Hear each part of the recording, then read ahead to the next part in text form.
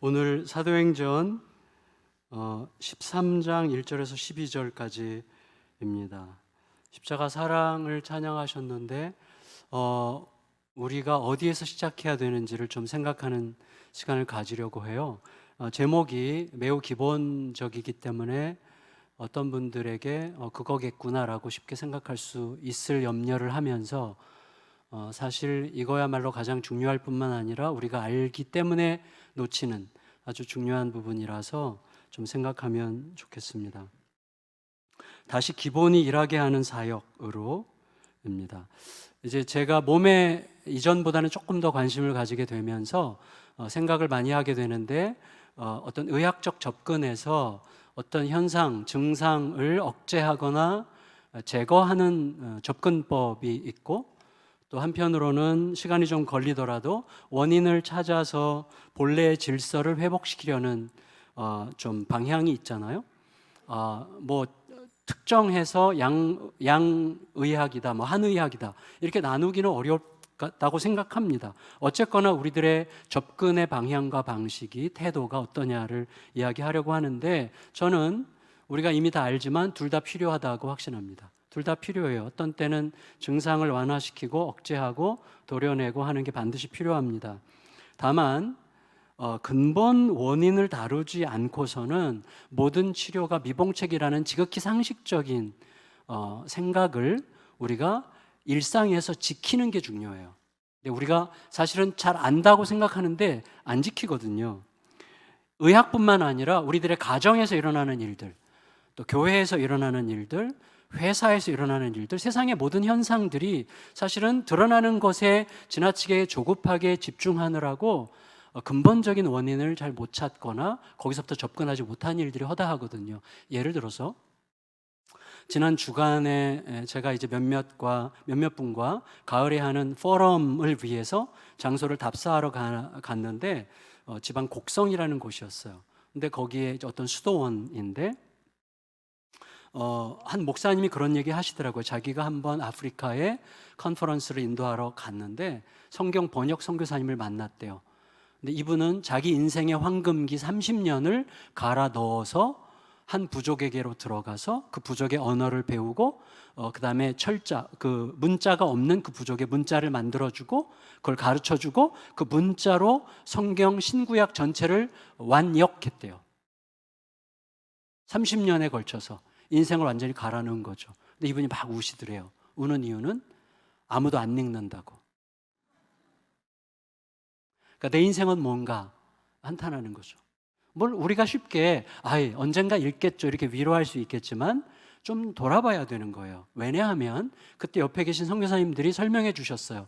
이게 맞다고. 전 세계적으로 성경 번역에 이런 현상이 너무 많다고. 다 인생을 갈아 넣어서 번역을 했는데 읽는 사람이 너무나 없다고. 그런데 이때 이 선교회가 결정한 방향은 뭐냐면 소위 Scripture Engagement라는 그 하나의 전략을 세운 거예요. 이게 뭐냐면 성경 읽기 적용 프로그램. 이왕 성경이 번역됐으니 이걸 이제부터 어떻게 읽게 할 건가라는 프로그램이 엄청나게 활성화됐거든요. 지금 이게 굉장히 많아요. 활성화되어 있어요. 그런데 이게 문제라는 거예요. 자, 이 성경 읽기 적용 프로그램이 나쁜 게 아니라 원인으로 들어가서 이게 어떻게 해서 다 번역해놨는데 아무도 읽지 않는 현상이 생겼냐를 따지고 들어가서 원인으로부터 판단을 해야 되는데 이왕 이렇게 된 거 이거 어떻게 하면 잘 읽게 할 건가를 생각하는 건데 이건 완전히 넌센스라는 거예요. 왜냐하면 보세요. 이제 더 안 보이셔도 되는데 보세요. 전도 중요하죠. 그리고 전도해야 됩니다. 그런데 성도들에게 막 전도하라고 다그치고 성도들도 전도해야 된다는 막 사명감을 갖는데 사실은 지금은 교회가 완전히 신뢰가 떨어진 게 문제예요. 그러니까 교회가 신뢰를 제대로 회복하는, 그러니까 성도 각자가 자기들의 삶에서 진짜가 되는 여정을 제대로 밟지 않고서 전도해라 해야 아무 소용이 없다는 거예요. 진짜 어떻게 이런 현상이 생겼는지에 관한 깊은 성찰과 반추가 있고 그 위에서부터 전도를 하든지 말든지 해야 되겠는데 이 성경을 이왕 번역했으니까 이거 어떻게 읽게 할 건가를 생각하지 말고 사실 성경 번역보다 훨씬 더 중요한 게 뭐예요? 몸을 번역하고 마음을 번역하는 거예요. 무슨 말이냐면 거기서 몸으로 그들과 함께 뒤섞여 살고 마음으로 그들과 공감하면서 두터운 신뢰관계를 형성하고 사랑의 공동체를 이루는 게 훨씬 더 중요한 것이지, 내내 인생을 갈아넣어 성경 번역을 하는 과정에서 그들과의 진짜 사랑의 신뢰에 어린 복음적 관계가 형성되지 않았다면 가장 중요한 것을 놓친 채 그냥 어떤 결과만을 위해서 일했다는 거죠. 근데 우리의 삶에 이런 식의 결과들이, 이런 식의 현상들이 무척 많다는 것에 대해서 돌아봐야 돼요. 여러분, 우리 자신을 가만히 들여다보세요. 그럼 이런 식으로 매우 조급하게 현상만 쫓아다니는데 너무나 익숙한 자기 자신의 모습을 깜짝 놀랄 만큼 발견하게 될 것입니다. 예외가 없어요. 그러니까 우리가 오늘 그거를 우리가 생각해야 돼요. 그러니까 오늘 말씀은 사실 내용은 간략해요. 이제 바울과 바나바가 드디어 선교사로 파송받고 1차 선교 여행을 떠나고 첫 번째 선교지가 구브로라는 사이프러스 섬인데, 그 섬에 갔더니 복음을 회방하는 자가 있었고, 그가 거짓 마술사 유대인 선지자, 가짜 선지자인데 그의 회방을 물리치고 복음을 전해서 총독을 구원시켰다. 뭐 이 내용이에요. 아주 드라마틱한 이야기인데 중요한 건 뭐냐면 이거죠. 이런 드라마틱한 일이 일어날 때 우리들의 마음은 어디로 가냐면, 와, 어떻게 하면 우리도 그렇게 해? 이렇게 가요. 그래서 어떤 결과에 대한, 매력적인 결과에 나도 빨리 참여하고 싶어 하는데, 중요한 건 뭐냐면 구브로 섬에서 이러한 드라마틱한 결과가 일어난 이유는 바울과 바나바가 성령의 보내심을 받아서 거기 갔기 때문이고, 성령의 보내심을 받는 어떤 현장이 있었기 때문이에요. 그 현장에 관심, 어떻게 이들이 성령의 음성을 알아듣고 성령의 보내심을 받는 상황에 이르렀을까에 관심을 가져야지, 와, 어떻게 하면 우리들도 이런 드라마틱한 상황을 우리도 맞이할 수 있을까라는 식의 결과에 치중하여 거기서 어떤 방법을 찾으려고 하면 우리도 똑같은 모순에 빠진다는 거예요. 그래서 오늘 본문을 보면 1절부터 12절까지인데 1절에서 3절은 4절에서 12절이 있게 하는 근본 원인이에요. 근데 우리들은 4절부터 12절에 드라마틱한 결과에 관심을 갖게 되기 때문에 오늘 저는 여러분과 함께 1, 2, 3절에 좀 더 집중해서 살펴보고 자세히, 그러고 나서 그 결과로 4절로부터 12절이 어떤 내용이 있었는지, 어떤 결과가 있었는지를 간략하게 핵심만 살펴보는 방식으로 여러분과 좀 나누려고 합니다. 그래서 1, 2, 3절을 이렇게 보면 굉장히 좀 흥미로운 내용들 세 가지가, 뭐 흥미롭다기보다 아주 당연한 이야기인데 세 가지 특징, 그러니까 이렇게 말하고 싶어요. 선교적 공동체의 특징 세 가지 이렇게 표현하고 싶습니다. 먼저 여기서 선교적 공동체라면, 선교적 사역이라면 이런 거예요. 어떤 교회가 선교적 사역을 한다, 그 말은 안디옥 교회는 처음에 말씀 사역이 중심이었지만 거의 동시에 구제 사역을 해요. 그래서 사회적 책임을 감당해요. 거의 동시에요. 그리고 거의 동시에 선교 사역을 감당해요. 다시 말하면 말씀 사역으로 교회가 다져진 다음에, 그래서 힘이 생기면 그 다음에 사회적 책임 봉사 사역을 하고, 그 다음에 좀 교회가 단단해지면 선교 사역으로 진출하고, 그게 아니라는 거고, 이게 전체가 하나로 통으로 처음부터 시작된다는 거예요. 그래서 선교 사역은 뭐냐면 말씀 사역 다음에 사회적 책임 사역 다음에 선교 사역이 아니라 이 자체가 선교사역이라는 거예요. 무슨 말이냐면 선교사역은 예배가 없는 곳에 가서 예배가 있게 하는 사역이 선교사역이에요. 예배가 뭡니까? 말씀 사역과 사회적 책임 사역을 통해서 이 땅을 향하신 그리스도 안에서 일으키신 하나님의 사건이 나와 우리 인생을 위한 가장 온전한 유일한 길이라는 사실을 내 삶으로 살아내면서 거기에 이웃들도 초대하는 거예요. 그런데 우리는 그 기쁨을, 그 삶의 가장 중요한 질서를 알게 되어 그 안에서 살아가는데, 이 질서가 없는 곳을 찾아서 가서 이 질서가 있게 하려고 하는 게 선교라는 거예요. 그러니까 말씀 사역과 사회적 책임 사역, 이 모든 게 없는 곳에 가서 이게 있게 하는 게 선교 사역이기 때문에 이 모든 게 합쳐져서 선교 사역이다, 이렇게 말할 수 있다고 하는 거예요. 1절, 2절, 3절 읽을까요? 1절, 2절, 3절 시작.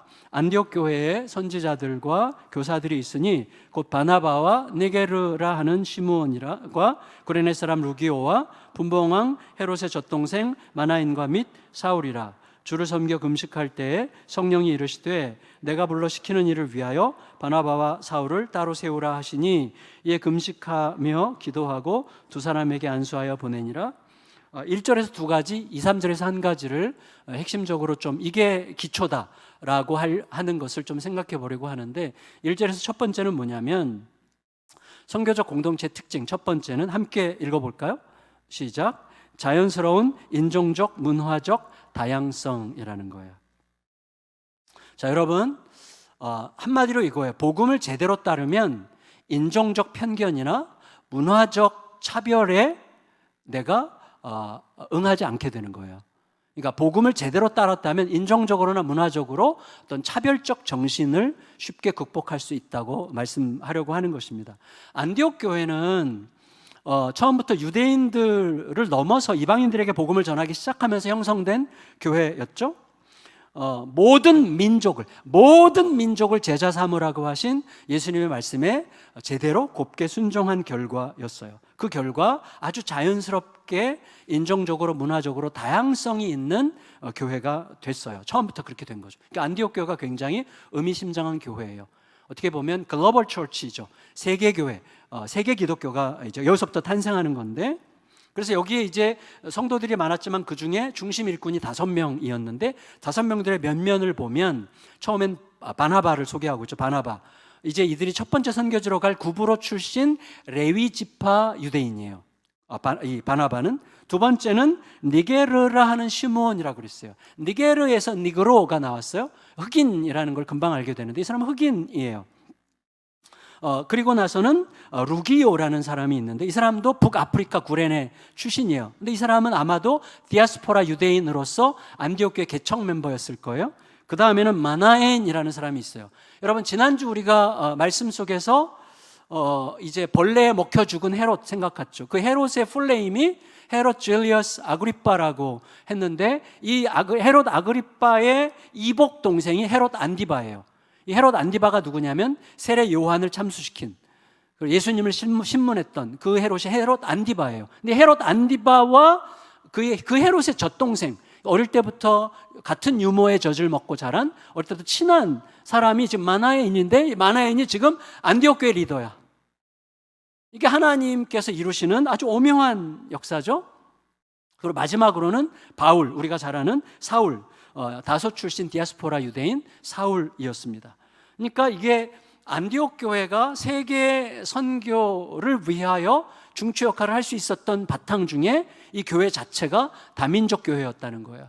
인종적으로 문화적으로 굉장히 다양함을 추구했다는 것이죠. 그러니까 교회가, 지난주에도 제가 그 말씀 드렸지만, 교회가 어떤 모노 형태로 비슷한 부류의 사람들끼리, 비슷한 종류의 사람들끼리만 모이는 교회는 사실은 교회의 사회적 패배이기도 하고 하나님의 복음을 제대로 수행하지 못한 어떤 불순종의 악일 수도 있다, 이런 말씀을 드렸는데, 교회가 복음을 제대로 따른다면 그 교회 안에 인종적인 문화적인 차별은 가당치도 않은 얘기라는 거예요. 늘 그 질문을 우리가 해야 되는 거예요. 두 번째, 1, 2, 3절을 통해서 우리가 알 수 있게 되는 게 뭐냐면, 안디옥 교회에 직분자가 있었는데 그들은 선지자와 교사였다고 1절에서 아까 우리가 읽었죠. 안디옥 교회 선지자들과 교사들이 있었으니. 근데 여기서 우리가 꼭 생각해야 될 게 있어요. 뭐냐면, 우리는 지금, 저도 마찬가지예요. 그래서 제가 굉장히 반성을 하게 되는데, 어떤 직분이, 장로, 안수집사, 권사라고 하는 어떤 직분이 있기 때문에 직분을 줘요.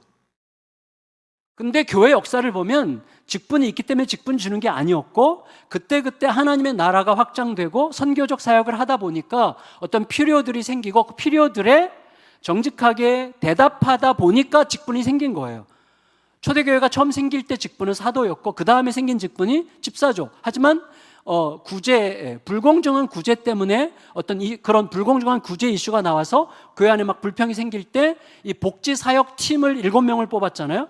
이 사람들을 우리가 집사라고 부르는데, 이들이 집사라고 불린 것은 저 21장에 가서예요. 21장 저 뒤에 가면 7 집사 중 하나인 빌립 이렇게 나와요. 근데 그 전에는 집사라는 직분이 안 나와요. 근데 어쨌거나 이들이 궁극적으로 집사였고, 그 다음에는 장로라는 직분은 11절에 나와요.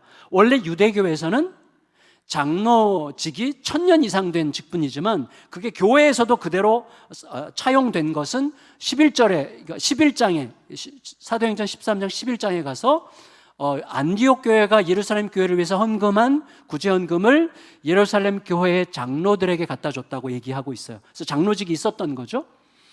그리고 나서 오늘 본문에 선지자가 나오죠. 선지자. 지난 11장에도 아가보 선지자가 등장하죠. 그러니까 오늘 시점으로 보면 처음에 오순절 때 교회가 생길 때부터 어떤 현실적 필요에 따라서 사도들로부터 이제 집사, 그다음에 장로, 선지자, 오늘 본문에는 또 교사도 나와요. 근데 안디옥 교회는 주로 선지자와 교사들이 중심이 된 교회였어요. 그러니까 가르침에 굉장히 몰두하는 교회였다는 것을 금방 알게 되는 것이죠. 그러니까 여기서 일단 이 두 번째 포인트에서 제가 여러분과 함께 마음에 담고 싶은 것은 뭐냐면 우리가 함부로 직분을 저희 교회도 좀 남발하는 경향이 있어요. 제가 저의 자성하는 방식으로 얘기하는 건데 무슨 말이냐면 사역적 필요를 위한 직분이라기보다는 신앙 이력 증명을 위한 직분으로 직분을 수요하는 문화가 어느새 우리에게도 있구나 이런 생각을 하면서 매년 어떻게 하면 사역적 필요에 맞게 내가 선택해서 직분자면 사역하는, 그렇죠. 이게 너무나 다양한 직분을 위한 사역이니까. 근데 교회마다 직분자는 많은데 항상 일꾼은 부족한 이런 현상이 있단 말이죠. 그러니까 직분을 위한 필요에 따라 대답하는 방식으로 직분을 준 게 아니라 어떤 신앙 이력을 증명하는 하나의 타이틀로, 하나의 이름표로 직분을 줬을 가능성이 많은 거죠. 그런 부분에 대해서 우리가 좀 자성하면서, 저 같은 경우는 자성하며 생각해야 되겠고, 우리 모두는 이제라도 직분의 목적을 잘 살펴야 되겠다, 이런 생각을 좀 여러분과 나누고 싶습니다. 세 번째, 2절 3절에서 우리가 발견하게 되는 건 이거예요. 같이 한번 읽어보겠습니다. 시작. 성령의 지시와 교회의 예배적 순종을 통해 이루어지는 선교 사역. 자, 무슨 말이냐면 여러분 보세요. 지금 우리가 뭐 하고 있죠? 예배 드리고 있죠. 근데 예배에 어떤 요소가 있죠? 지금 저는 가르치고 있죠. 그리고 찬양이 있죠. 그리고 좀 아까 봉사자들이 여기 있죠. 사실은 예배가 아니라 여기에는 우리가 분류하는 예배, 찬양, 봉사, 교육 모든 요소들이 다 들어가 있는 거예요. 예배가 가능하기 위해서 지금 누군가는 어디선가 구석에서 수고하고 있잖아요. 그들도 우리와 함께 지금 예배하고 있는 중이죠. 그 방식으로. 그러니까 예배라는 것은 뭐냐면 아주 통합적으로 생각해야 되는 거예요. 이게 우리에게 무척 중요해요. 무척. 우리도 모르게 뭐 이건 예배팀이 해야 될 일, 선교팀이 해야 될 일, 이렇게 다 나누는데 이 모든 것은 사실은 굉장히 통합적으로 바라봐줘야 되는 거예요. 그래야만 교회 사역이 제대로 수행이 될 수 있다는 사실을 여러분 꼭 기억해야 돼요. 그게 선교적 지향성이라는 거예요. 자, 무슨 말이냐면 제가 선교적 지향성을 이런 식으로 한번 제 나름대로 정의를 해봤는데 같이 한번 읽어보겠습니다. 시작. 선교적 지향성이란 하나님께서 예수 안에서 행하신 모든 일이 나와 세상을 살리는 유일한 생명의 길이라는 걸 삶으로 드러내는 동안 세상이 우리와 함께 있기를 열망하는 행동이다. 우린 누려요. 하나님이 예수 그리스도 안에서 행하신 모든 그 길이 나와 세상을 향한 유일한 생명의 길이라는 사실을 알게 됐어요. 그 안에서 살고 있어요. 근데 이 삶을 아직 살지 못하고 있는 세상이 우리와 함께 여기 있기를 열망하면서 나오는 행동들, 이걸 선교적 지향성이라고 볼 수 있다고 좀 여러분에게 좀 이야기 드리고 싶었어요. 그러니까 이게 왜 중요한가 하면 아까도 말씀드렸지만 교회가 아직 잘하지 못했어요. 그러니까 인간적으로 보면 교회가 이제 갓 탄생했어요. 아직 아기 교회예요. 아직 다져질 게 많아. 아직 준비될 게 많아. 아직 채워질 게 많아. 근데 이미 처음부터 성령님은 말씀 사역뿐만 아니라 구제, 사회적 책임 사역, 해외 선교 사역을 동시에 명하시는 거예요. 이유는 뭐예요? 이 교회를 그런 갖춰진 현실이 책임지는 게 아니라 너에게 그렇게 하라고 말하는 내가 책임진다는 것을 잊지 마 라는 뜻이죠. 근데 우리는 이미 너무나 많이 현실에 의존하는 방식에 길들여져 있기 때문에 믿음적 모험을 하기도 전에 그래도 좀 어느 정도 모교회가 튼튼해야 이렇게 선교도 하고 뭐도 하지 이렇게 생각하게 되는 거죠. 근데 성령님께 귀 기울이는 게 중요해요. 그러니까 이건 현실 논리죠. 현실 논리. 저도 우리 두 번째 홈의실교회 개척한 다음에 제가 세 번째 분리개척 나갈 생각이었어요. 그래서 장로님들께 의논을 드렸는데 불합격된 이유가 뭐냐면 이 모교회가 좀 장로님들이 믿음이 없다는 게 아니라 저도 기꺼이 동의했어요. 결국은 동의할 수밖에 없어요. 사실은 이게 쉽지 않은 문제예요. 제가 지난 우리 그저께인가 금요일 토요일 이틀 동안 우리 당회원들과 목회기획팀원들이 1박 2일 MT를 했는데 MT 가는 길에 제가 굉장히 행복한 소식을 들었어요. 무슨 소식이냐면 우리 첫 번째 분리개척한 교회 예수평화교회가 이제 교인 회의를 통해서 3년 내로 분리개척을 하기로 결정했어요. 그래서 목사님 3년 내로 분리개척을 하려고 합니다. 드디어 목사님 계시는 동안에 손주교회를 볼 수가 있을 것 같습니다. 근데 그 교회가 갖춰져 있어서가 아니에요. 분리개척의 정신이 교회를 교회답게 하는데 너무나 중요하기 때문에 하기로 결정을 했고 3년 동안 준비해서 하기로 작정을 한 거죠. 너무나 귀한 일이죠. 이게 우리에게 중요해요. 그러니까 성령께서는요 안디옥 교회에 말씀하실 때 처음부터 모든 사역을 처음부터 하게끔 하셨어요. 제가 굉장히 좋아하고 모델로 삼았던, 물론 이제 다른 이야기들도 있겠지만 전주 안디옥 교회 같은 경우, 이 교회는 목사님이 어떤 다른 교회 몇백 명 출석하는 교회 담임하시다가 하나님이 어느 날 기도 중에 선교에 전념하는 교회를 하라고 하셔서 교회와 상의를 했는데 교회가 계속 좀 난색을 표하니까 더 기도하다가 하나님께서 그럼 너가 개척해, 선교하는 교회를 개척해 라고 감동을 주셔서 교회를 사임하고 양해를 구하고 사임하고 개척했어요. 선교 중심의 교회. 그래서 어떻게 했어요? 개척 첫날 선교사를 파송했어요. 제가 그때 너무 감동해가지고 우리도 저희 교회 첫 선교사 언제 파송했는지 아세요? 개척 4주차 때 첫 선교사 파송했어요. 흉내 내려고 흉내 내고 싶었어요. 이거 쉬운 일은 아니더라고요. 쉬운 일은 아니야. 근데 어쨌거나 준비돼서 하는 게 아니라 하나님의 뜻대로 하면 하나님께서 채워주신다는 이 너무나 단순한 진리, 우리가 늘 입에 올리는 진리가 우리의 삶으로 들어올 때는 너무나 남의 얘기가 된다는 사실을 한탄하면서, 이게 우리에게 중요한 건 이거야. 질문해야 되는 것은, 성령께서 보세요, 내가 불러시키는 일을 위해 바나바와 사울을 따로 세우라. 이게 성령님께서 하신 말씀 전부예요. 다시 말하면 무슨 일을 시킬 건지도 안 가르쳐 주세요. 내가 불러시키는 일을 위해서 따로 세워. 이게 전부였어요. 무슨 일을 위해서인지, 어디로 보낼 건지 전혀 말씀하시지 않으세요. 그 말은 뭐죠? 너희가 이 말에 순종하면 내가 다 가르쳐 줄 거야. 그 뜻이죠. 그러니까 우리에게 중요한 건 이거예요. 여러분, 저부터 정신 똑바로 차리고 자신에게 이렇게 질문해야 됩니다. 이게 어떤 일이냐, 또 어디서 뭘 어떻게 감당할 거냐, 이것도 중요하지만 이것보다 훨씬 더 중요한 게 뭐예요? 지금 누가 이끌고 계시냐예요. 이 단순한 질문이 모든 걸 결정해요. 누가 지금 이끌고 계시는 거지? 이 질문을 해보세요. 저도 굉장히 무거울 때 있어요. 복잡할 때 있어요. 혼란스러울 때 있어요. 너무나 힘들 때 있어요. 지쳐서 도대체 어떻게 해야 되는 거지? 막 답답할 때 있어요. 그런데 아니에요. 결국은 알게 돼요. 이거 누가 이끄시는 거지? 이거를 치열하게 묻고 대답하려고 하다 보면 갑자기 굉장히 단순해져요. 모든 게 단순해져요. 그리고 힘이 생겨요. 힘이 생겨. 복잡해지고 혼란스러우면 힘이 다 빠져요. 단순해져야 돼요. 단순해지려면 하나만 물으면 돼요. 이거 누가 시작하신 일이고 누가 지금 이끌고 계시지? 이 질문만 하세요. 굉장히 단순해지면서 힘이 확 나요. 제가 우리 교육자님들과 가끔 나누는 이야기인데 이거예요. 내가 교회 안에서 하는 일이 많다. 학교 일만 해도 너무나 버겁고 뭐 선생님들이 너무 잘해주고 계시지만 교회 일도 너무 많다. 내가 결정해야 될 일이 너무 많은 게 너무 힘들다. 그래서 이게 너무 버겁다. 그리고 교회 밖에서도 이것저것 막 하다 보니까 줄였는데도 막 너무 많은 일들이 지금 저에게 주어져 있단 말이죠. 근데 어느 날 주님께서 그러셨어요. 너 이 많은 일을 하는 사람이 아니고 이 많은 일이 사실은 하나의 일이야. 내가 너에게 주는 사랑을 충분히 받아 그 사랑이 너를 통과시키는 일만 하고 있는 거야, 너는.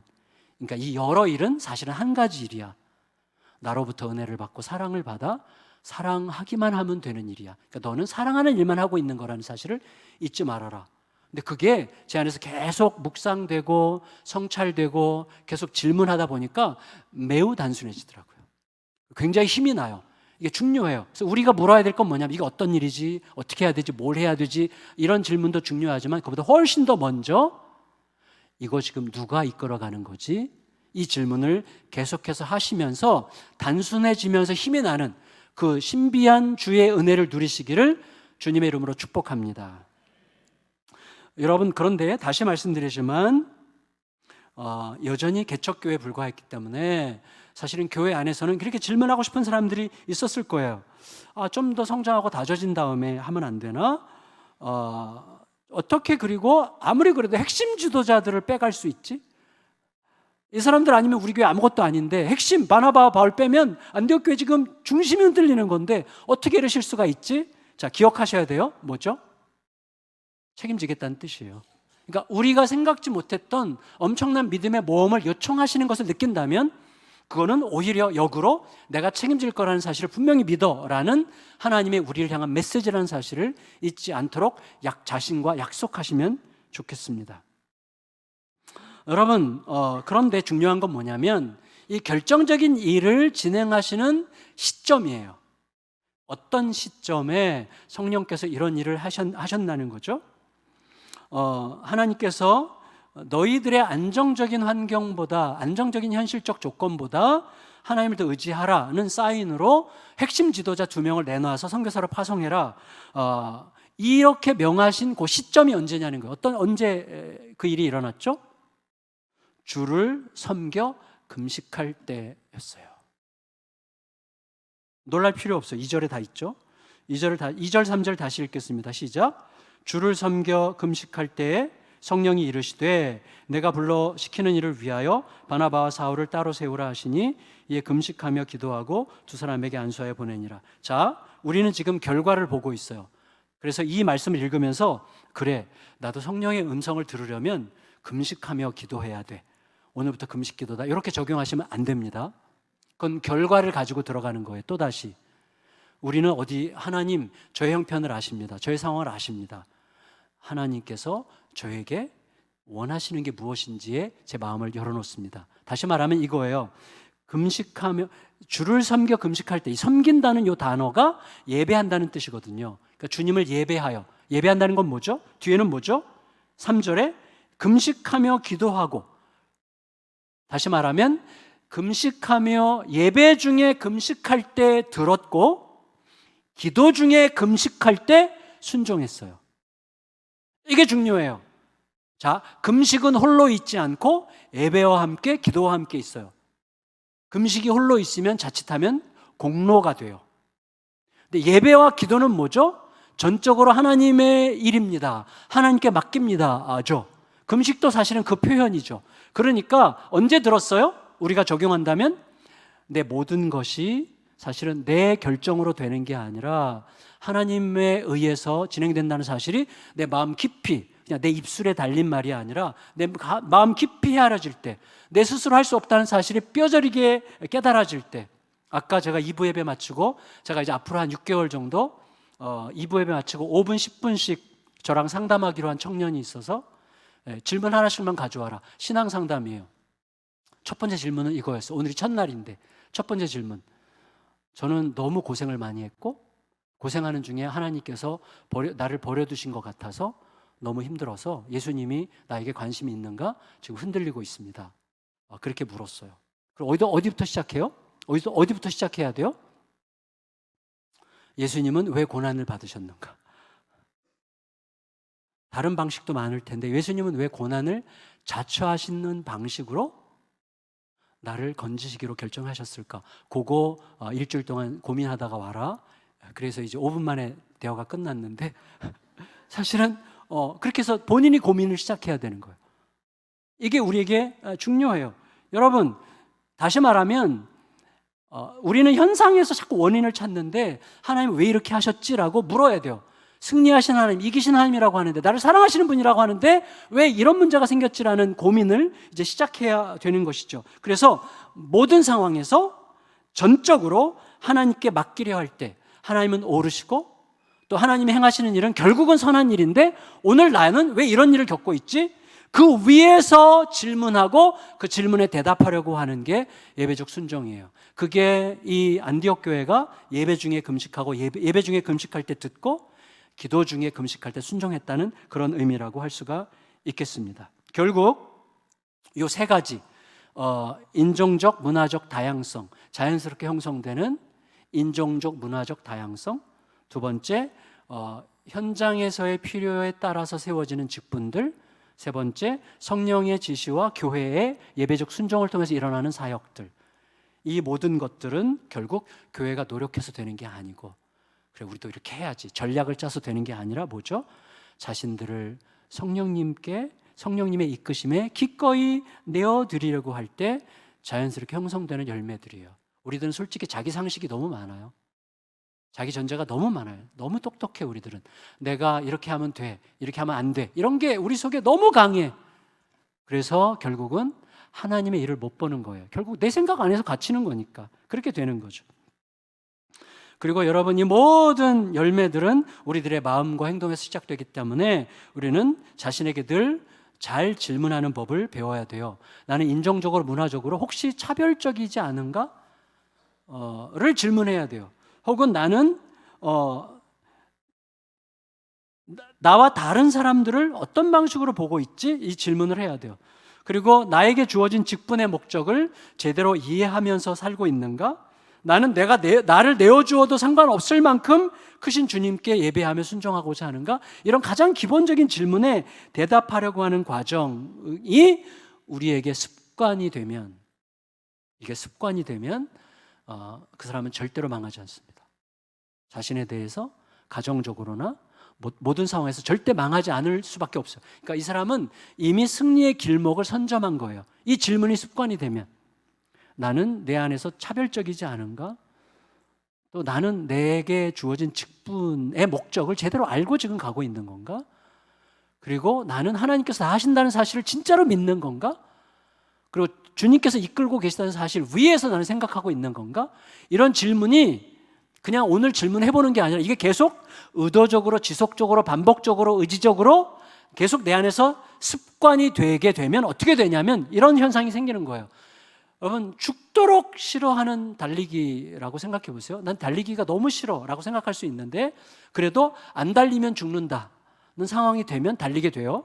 근데 제가 우울증으로 이제 고통당할 때 한번 말씀드린 적이 있는데, 그때는 누가 나를 걷고 뛰지 않으면 죽는다, 이런 식의 이제 깨달음이 와가지고 걸었는데 첫날 100m 걷고 주저앉았어요. 근육이 다 없어져가지고 이거 진짜 너무 막 후들후들해서 못 걷겠더라고요. 그래도 이를 악물고 그 다음 날도 나가고 그 다음 날도 나가고 그 다음 날도 나가니까 몇 달 지나니까 운동장 10바퀴, 15바퀴 이렇게 걷고 뛰고 가능해요. 나중에는 어떻게 되죠? 안 뛰면 답답해지죠. 맞지? 운동 열심히 하는 전도사님, 답답해져요 나중에는. 그래서 이게 즐거운 시간이 되는 거예요. 이게 이미 즐거운 습관이 되면 어떻게 되죠? 이미 나는 이전과는 완전히 다른 몸을 갖게 된 것과 똑같은 거예요. 영적인 근육도 그렇게 생기는 거예요.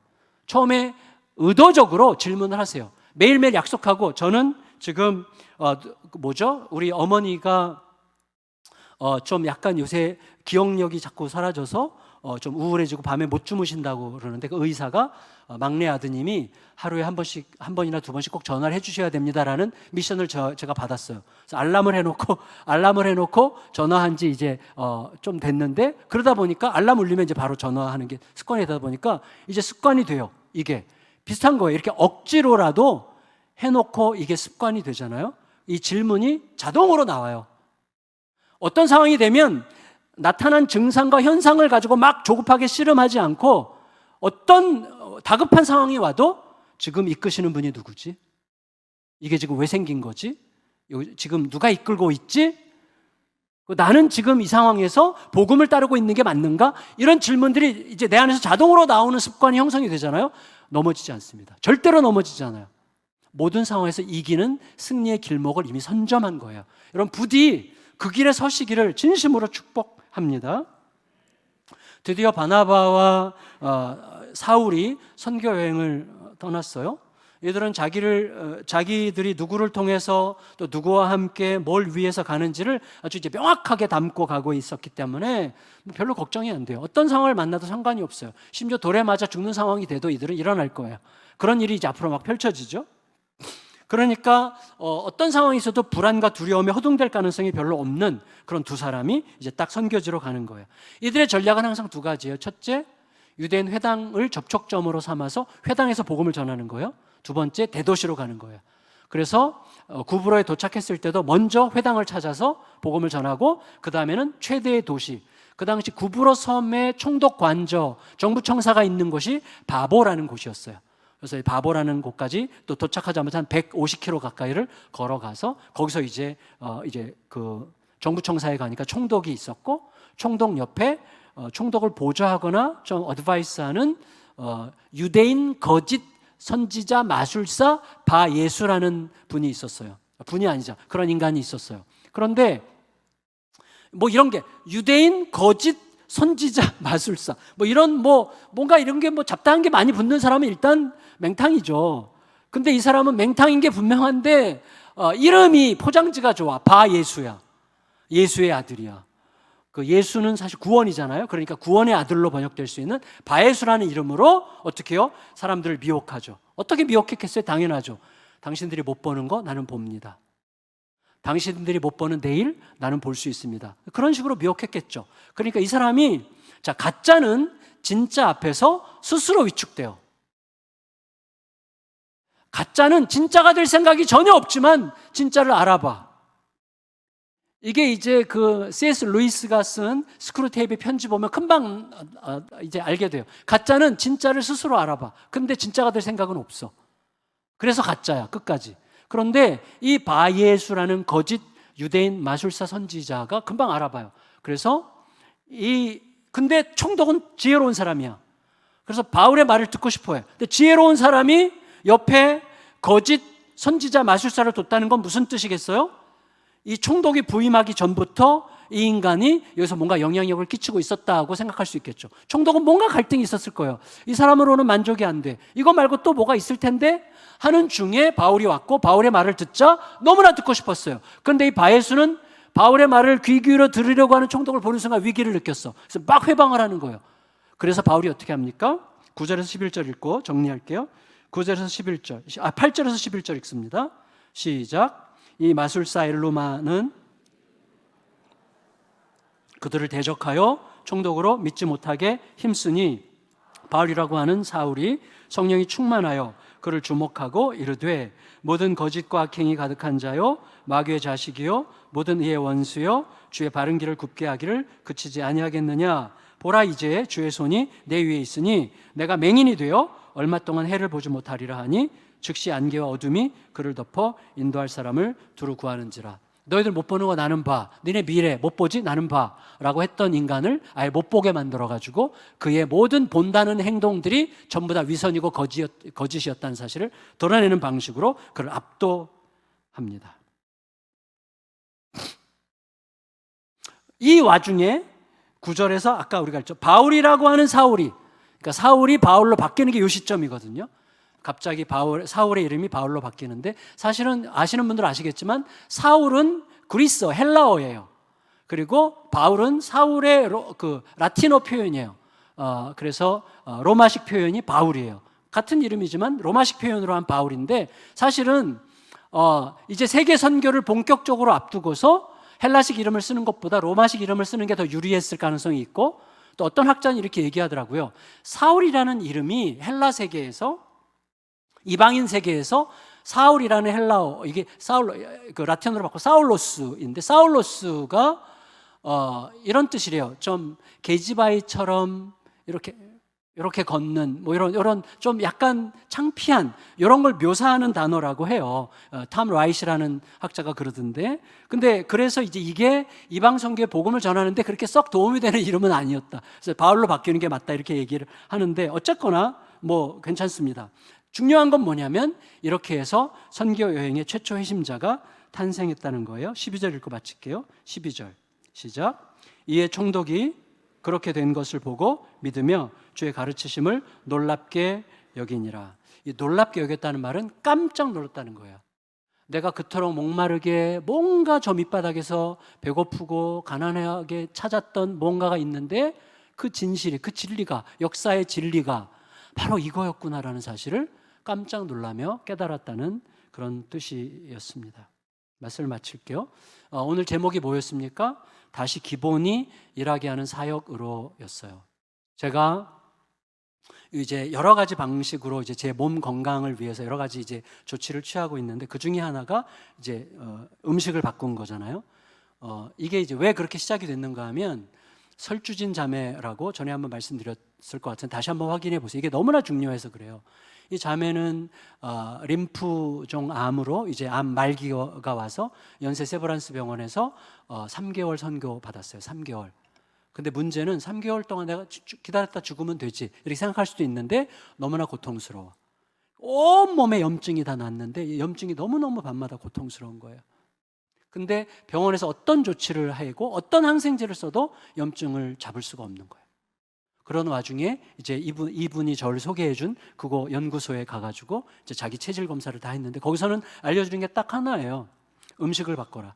체질에 맞게 음식을 바꿔라. 체질 검사를 다시 했는데 이전에 알고 있었던 체질과 정반대로 나왔어요. 음식을 바꾸고 여기에 이제 뭐 우리 파장을 뭐 다스린다는 무슨 띠가 있어요. 그거 두르고 이렇게 했는데 이 자매가 한 달쯤 지나니까 염증이 싹 없어진 거예요. 한 달쯤 지났는데 염증이 싹 없어졌어요. 그래서 계속 지금 그렇게 하고 있는데 지금 5년째 건강하게 살고 있어요. 5년째. 뭘 얘기하려고 하냐면 거기 가봐라 그 말 하는 게 아니에요. 자, 안 알려줄 거예요. 거기 가봐라가 아니라 핵심은 뭐냐면 하나님은 우리의 기본이 많은 것을 해결할 수 있는 방식으로 우리를 지으셨다는 거예요. 근데 기본이 안 된 채로 계속 증상만 다뤄. 우리의 삶을 보세요. 우리의 기본은 뭐죠? 하나님의 사건 위에서 우리는 산다는 게 기본이에요. 하나님이 그리스도 위에서 이미 이루신 승리의 사건, 우리 이미 다 얻었어요. 영생이 우리의 것이에요. 우리는 이미 구원 받았어요. 그 하나님의 사건, 그 복음, 그 굿뉴스 위에서 살아가는 삶이라는 이 기본, 이게 안 돼 있어요. 우리의 모든 삶이 거기서부터 시작되는 거예요. 그래서 안 믿어져. 자꾸 이게 안 믿어져. 내가 뭘 해야만 될 것 같이 느끼는 거예요. 내가 어떻게 안 하면 망할 것 같이 늘 불안해요. 그러니까 하나님에 대한 모든 걸 이루신 하나님에 대한 신뢰와 사랑으로 움직이지 않고 의심하고 두려워하고 불안하면서 모든 문제가 거기서부터 시작되는 거거든요. 이게 기본이거든요. 하나님이 이루신 일 위에서 살아가는 법을 다시 확인하는 거예요. 그걸 위해서 이 시간 우리가 여기 있을 필요가 있는 것입니다. 그래서 두 가지가 마음에 있어야 돼요. 첫째는 잘 질문해야 돼요. 따라해 보세요. 잘 질문하자. 둘째, 제대로 싸우자. 자, 이 두 가지 기억해 주세요. 첫째, 우리의 기본이 이거예요. 잘 질문하셔야 됩니다. 나는 과연 내 상태가 주님께서 이미 이루신 일 위에서 생각하는 상태인지, 아니면 주님이 그 일을 안 이루셨을지도 모른다는 의심 위에서 사는 건지, 이 질문이 너무나 중요해요. 나는 이미 주께서 이루신 일 위에서 주님의 뜻을 따라 주께서 원하시는 일을 주께서 주시는 자원으로 행하고 있는 건가? 이 질문을 잘 하시면 돼요. 의도적으로 반복해서 질문해야 돼요. 이 질문이 습관이 되면 돼요. 그럼 우리는 이미 승리의 길목에 선 거예요. 두 번째, 제대로 싸워야 돼요. 여러분 꼭 절 보세요. 자, 세상은 자원이 제한되어 있어요. 제한된 자원에서는 무엇이 이쪽에서 뭐가 확장되면 이쪽은 축소되게 되어 있어요. 다 풍선 효과에 전부 다. 누가 많이 가져가면 누는 뺏긴 거예요. 이게 세상이야. 제한된 자원에서. 근데 이것을 역전시키는 하나밖에 없어요. 그것은 하나밖에 없어요. 빛이에요. 빛. 자, 빛과 어둠을 생각해 보세요. 빛과 어둠의 관계를 보면 어둠이 커져서 빛이 줄어드는 게 아니에요. 저녁 때가 돼요. 어둠이 커져서 빛이 줄어듭니까? 아니죠. 빛이 줄어들면서 어둠이 드러나는 거예요. 그 빛이 드러나면 어둠은 자연히 사라지는 거예요. 하나님이 우리 이 자연 만물 안에 보여주신 거예요. 빛이 있다가 빛이 점점 작아지니까 어둠이 들어오는 거잖아요. 어둠이 들어와서 빛이 사라지는 게 아니에요. 다시 말하면 어둠은 변수고 빛이 상수예요. 우리의 삶이 상수 위에 변함없는 그 상수, 일정한 그 진리 위에서 딱 지탱해야 우리의 삶이 진행되는 거예요. 그러니까 우리의 삶은 어둠과 씨름하는 삶이 아니라 빛이 되려는 씨름을 해야 되는, 이게 제대로 잘 싸우는 거예요. 끝없이 빛이신 주님께로 집중하고, 그리고 우리의 길을 밝히고 우리의 인생을 밝히는 그 빛인 말씀을 따라서 살고자 그 싸움을 싸우는 거예요. 말씀을 따르려는 싸움, 빛이 되려는 싸움, 빛이신 예수와 함께 거하려는 싸움, 이 싸움을 통해서 가다 보면 어느새 어떻게 돼요? 성령을 따랐을 뿐인데, 말씀을 읽고 따르고자 했을 뿐인데 어느새 볼 수 없었던 게 보이고 들리지 않았던 것들이 묘하게 들리고, 성령께 순종했을 뿐인데 나도 모르게 어느새 너 때문에 살았어 나는 말을 자꾸 듣게 되는 거예요. 여기저기서 나를 통해 누군가의 생명이 살아나. 엄마, 아빠 덕분에 나 살았어. 엄마, 아빠 덕분에 나는 진짜 살게 된 거야. 이런 얘기를 듣는 부모님이 되는 거예요. 상수를 쫓아가야 돼요. 변수를 쫓아갈 필요가 없어요. 이게 우리가 싸우는 제대로 된 싸움입니다. 그래서 말씀을 읽되 공적을 쌓으려고 읽지 마시고, 나 읽었다는 말하려고 읽지 마시고 진짜로 읽으세요. 그러니까 한 절만 읽어도 돼요. 한 절을 읽더라도 그 한 절이 내게 되도록 읽으세요. 이게 너무나 중요합니다. 그리고 골방에서 기도할 때 예수님은 문 닫고 기도하라고 하셨어요. 그러면 문 닫고 기도하면 돼요. 근데 우리는 골방에서 기도할 때도 문을 살짝 열어놔서 내가 골방에서 기도한다는 것을 누가 발견했으면 좋겠어. 어떤 분이 그러더라고요. 누가 막 기도할 때마다 막 방언으로 막 사람들이 있는 방언으로 막 크게 기도하니까 사람들이 너무 해방을 받아가지고 목사님한테 불평했어요. 목사님이 가서 집사님 기도 시간보다 좀 더 앞에 와서 혼자 방언으로 많이 기도하시고, 기도 끝나면 또 혼자서 방언으로 많이 기도하시되 함께 기도할 때는 좀 조용히 기도하시면 안 돼요? 근데 그분이 그랬대요. 혼자 있으면 방언이 안 나와. 여러분, 우리 속에 그런 정신이 있어요. 우리 속에 그런 정신이 자꾸 뭔가를 보이려고 하고 내 존재를 증명하려고 하는 아주 뿌리 깊은 욕망이 있어요. 그래서 우리 빛이 되려는 열망, 주님으로 충분한, 내가 어디 있든지 어떤 상황이 있든지 주님으로 충분한 그 상황으로 나를 계속 몰아가면서 어느새 그 누군가가 나를 통해 살아나고 우리 가족들이 살아나고, 그리고 볼 수 없었던 걸 보게 되는 그런 아름다운 복된 인생으로 초대받아 살아가는 저와 여러분들이 다 되시기를 예수님의 이름으로 축원합니다. 우리 같이